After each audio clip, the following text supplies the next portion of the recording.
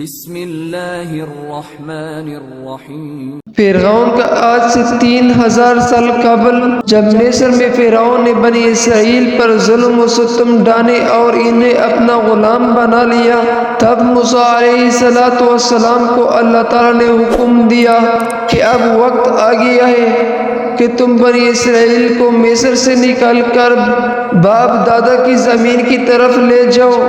اللہ تعالیٰ کے حکم کے مطابق موسیٰ علیہ السلام اور ان کے بھائی ہارون علیہ السلام بنی اسرائیلی کو لے کر رات کے وقت روانہ ہوئے، تو فرعون نے 10 لاکھ سواروں کے ساتھ ان کے تعاقب کیا، اور حضرت موسیٰ علیہ السلام ہمراہیوں کی تعداد تقریباً 6,20,000 تھی۔ بس حضرت موسیٰ علیہ السلام ان کو لے کر پانی کے کنارے پہنچے، جب پلٹ کر دیکھا تو فرعون کی گھوڑوں کی غبار نظر آیا۔ بنی اسرائیل حضرت موسیٰ علیہ السلام کہنے لگے کہ اے موسیٰ، تیرے آنے سے پہلے بھی ہم مصائب میں مبتلا رہے اور تیرے آ جانے کے بعد بھی معاملے وہی ہے، سامنے پانی ہے اور پیچھے فرعون ہے۔ حضرت موسیٰ علیہ السلام نے ان سے کہا کہ مجھے امید کہ خدا تمہارے دشمن کو ہلاک کر دے گا اور تم کو زمین کی حکمت عطا کرے گا۔ حضرت یوشع بن نون عرض کیا کہ اب کیا حکم ہے؟ تو حضرت موسیٰ علیہ السلام نے فرمایا کہ مجھے حکم ہوا کہ پانی پر غصہ مرو، اور خدا نے دریا کو وحی کی تھی کہ وہ موسیٰ علیہ السلام کے غصہ مرنے سے اس کی اطاعت کرے۔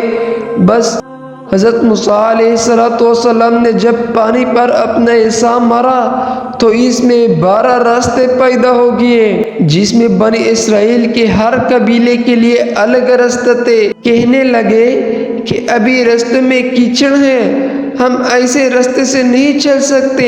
خدا نے بدسبا کو بیچ کر راستے خشک کر دیے۔ جب داخل ہوئے تو کہنے لگے کہ ہم ایک دوسرے کو دیکھ نہیں سکتے، نہ معلوم کہ دوسرے کا حال کیا ہوگا۔ تو حضرت موسیٰ علیہ السلام نے اللہ تعالیٰ سے ان کے حالات کی شکایت کی، بس وہی نازل ہوئی۔ چنانچہ حضرت موسیٰ علیہ السلام نے ویسا کیا تو پانی کا دیوار پر ہر 2 طرف سے دروازے پیدا ہو گئے کہ وہ ایک دوسرے کو دیکھ سکتے تھے۔ جب فرعون ساحل پر آ پہنچا تو اس کا گھوڑا پانی میں داخل ہونے سے گھبرایا۔ بس جبرائیل یہ صورت بشر ایک گھوڑے پر سوار ہو کر فرعون کے گھوڑے کے آگے ہو گئے اور پانی میں داخل ہوئے، تو فرعون کے گھوڑا بھی پیچھے داخل ہو گیا۔ اس کے بعد فرعون کے لشکر بھی داخل ہونا شروع ہو گیا۔ جب بنی اسرائیل سب کے سب پار ہو گئے اور لشکر فرعون سب کے سب داخل اب ہو گیا، تو بے حکم خدا پانی آپس میں مل گیا اور لشکر فرعون غرق ہو گیا۔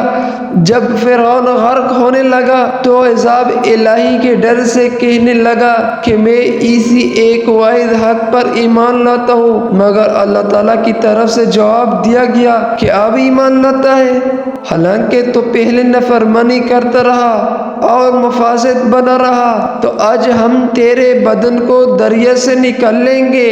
مفاسد تو پچھلوں کے لیے عبرت ہوا اور بہت سے لوگ ہماری نشانیوں سے بے خبر ہیں۔ فرعون کی لاش قرآن کی تعلیم صحیح ثابت ہوئی، اور فرعون کی یہ لاش 1881 کی بحیرہ حمر سے ملی، جو کہ آج بھی مصر کے عجائب خانے میں محفوظ ہے۔ فرعون نے خدا ہونے کی دعویٰ کیا اور اللہ تعالیٰ نے اسے غرق کر کے اس کو لاش کی نشان عبرت بنا دیا۔ فرعون کی لاش کی لمبائی 202 سینٹی میٹر ہے۔ فرعون کی لاش 1235 قبل مسیح میں سمندر میں ڈوبی ہوئی تھی۔ 3116 سال سمندر میں پڑے رہنے کے باوجود یہ گلنے سڑنے سے محفوظ رہی۔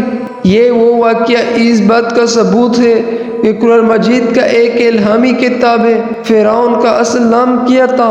فرعون کی حقیقی نام کے بارے میں کوئی مضبوط سند تو موجود نہیں، جس کی وجہ سے بعض اہل علم کا ماننا یہ ہے کہ فرعون ہی اس کا حقیقی نام ہے، جبکہ دیگر اہل علم کی رائے یہ ہے کہ اس زمانے فرعون ایک لقب تھا جو قوم و ملکے کے ہر بادشاہ کو دیا جاتا تھا۔ اس حساب سے فرعون کی حقیقی نام ولید بن مصعب بن ریان تھا، جبکہ بعض اہل علم کی کتابوں میں فرعون کو قابوس نام بھی دیا گیا ہے۔